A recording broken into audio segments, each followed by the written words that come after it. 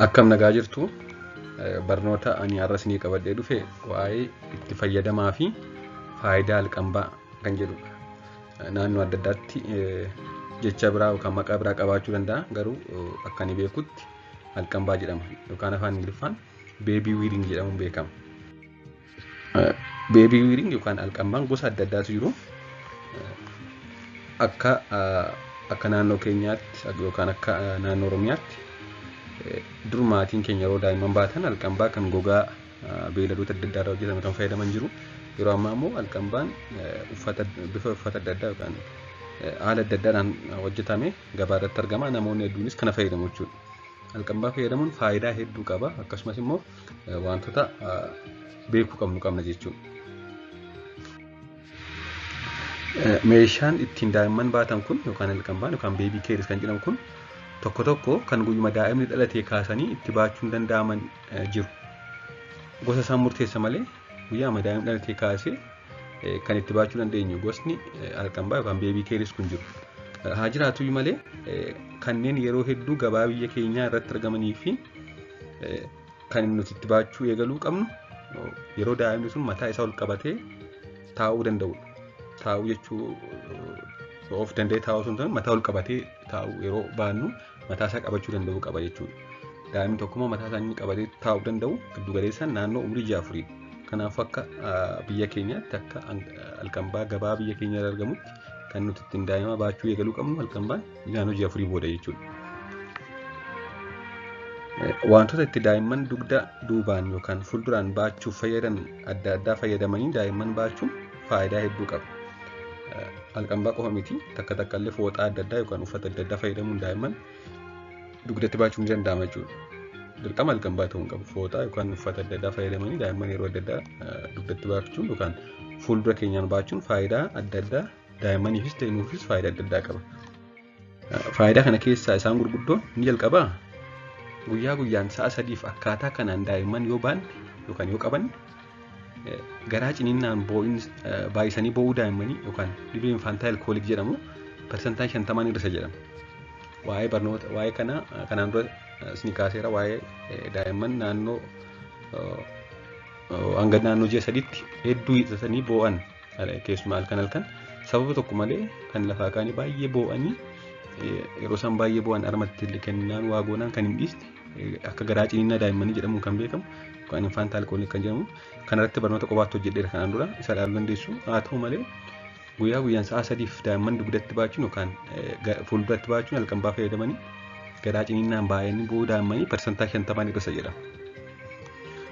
Akkasumas dhaannaa onnee sirna argansuu fi ho'iinsi qaama isaanii nageenya akka qabaatu taasisa. Daa'imman yeroo alqambaa fayyadamanii ba'an dhaannaan onnee isaanii sirna argansuu yookaan breathing system akkasumas immoo ho'iinsi qaama tempereechar isaanii akka nagaa qabaatu akka hanga barbaadamu ta'uu taasisa jechuudha. Kana malees keessattuu daa'imman osoo yeroon hin gahin dhalataniif osoo uffata ittiin uffisiin laphee irratti baachuun fayyaa onnee sirna argansuu fi ho'ina qaamaa to'achuuf hedduu fayyada. Keessumaa daa'imman piriiterm ta'an kan yeroon hin gahin dhalatan kan osoo torban 37 gahin dhalatan biratti daa'imman osoo waa ittiin uffisiin qullaa isaanii laphee keenya irratti baannee yoo ciisne yookaan yoo deemne haadholiin keessumaa fayyaa daa'immaniif waan hedduu faayidaa qaba. Inni kun kaangaaroo maazar keer jedhama. Kaangaaroo maazar keer akkuma kaangaaroon dursitee deessee kan isheen daa'ima ishee garaa keessatti guddisu garaa jalatti akkuma kanaa daa'imman yeroo hin gahin dhalatan bifa kaangaaroo maazar keeridhaan yoo laphee keenya irra ciibsine ho'inni qaama isaanii akka nagaa ta'u sirna argansuu isaanii akkasumas dhaannaan onnee isaanii akka nagaa ta'u taasisuun fayyummaa isaaniif baay'ee faayidaa qaba jechuudha. Inni gara biraan walitti dhufeenya haadhaa fi yookaan abbaa fi daa'imaa ni cimsa. Daa'imman yoo dugda keenyatti baataa oolle yookaan fuuldura keenyatti alqambaa fayyadamnee baataa oolle walitti dhufeenya haatiif daa'imni qabu yookaan abbaaf daa'imni qaban walitti dhufeenya isaanii cima jechuudha. Faayidaa walitti dhufeenya abbaa fi daa'imaa yookaan haadhaaf daa'imaa qabu immoo kanaan dura kaaseen ture faayidaa hedduu qaba. Fuuldura jireenya daa'imaaf kanaafuu daa'imman alqambaa fayyadamanii baachuun faayidaa hedduu qaba jechuudha karaa walitti dhufeenya cimsuudhaanis. Inni gara biraan maatiin daa'imaa waliin yeroo dheeraa akka dabarsan taasisa. Dugda keenyatti baannee yookaan fuuldura keenyatti alqambaa fayyadamnee baannee yeroo dheeraa akka waliin dabarsinu taasisa jechuudha. Ciibsinee biraan deemnu baadhannee deemna gara deemnu kanaaf yeroo dheeraa akka waliin dabarsinu taasisa jechuudha. Akkasumas da'umsa booda dhibee sammuu haadholii mudachuu malu yookaan postpartum depression kan jedhamu jira. Da'anii booda haadholiin dhibee sammuu adda addaa godhachuu danda'u. Isa kana ni hir'isa jedhama. Da'umsa booda dhibee sammuu haadholii mudachuu malu ni hir'isa. Akkasumas walitti dhufeenya hawaasummaa booda daa'imni qabaatu akka cimu taasisa. Daa'imman yeroo dheeraa abbaa yookaan haati halqabbaa baatanii yeroo hedduu deemaa turan walitti dhufeenya jireenya isaanii gara boodaa keessatti jireenya hawaasummaa keessatti qaban kan fooyya'eera jedhama. Kan akka qorannoota agarsiisaa jechuudha. Inni gadi biraan daa'imman yeroo dheeraa dugdaan ciibsuun mataan daa'imaa gara boodaa akka diriiraa taasisan positional plagiocephaly kan jedhamu jira. Daa'imman yeroo hundaa dugdaan ciisan maal ta'u mataan isaanii gara boodaa filaatti ta'a kan dirgiree ta'a jechuudha. Dugda duuba yookaan duraan haala kanaan halqanbaa fayyadamanii baachuun immoo mataan isaanii gara boodaa diriiraa akka hin taane taasisa. Maaliif yeroo dheeraa ciisuun mataan isaanii gara boodaa akka diriiru taasisa. Daa'imman immoo halqanbaa fayyadamanii baatanii asii achi socho'uun kun akka afu taasisa jechuudha. Inni gadi biraan dhufaatii dhibee hip dysplasia jedhamu jira. Dhufaatii dhibee kana baay'ee hir'isa jechuudha. Akkasumas immoo haala kanaan yeroo daa'imman qaban yookaan baan harka keenyaan hojii adda addaa hojjechuun ni danda'ama. Fakkeenyaaf halqanbaa daa'imman dugdatti baatanii namoonni hojii adda addaa hojjetu jechuudha. Maaliif harki keenya firii? Kanaaf daa'ima ciibsinee yoo biraas hokkine taariitii amma ilaaluun irraa eegama hojii hojjechuun itti cimuu danda'a.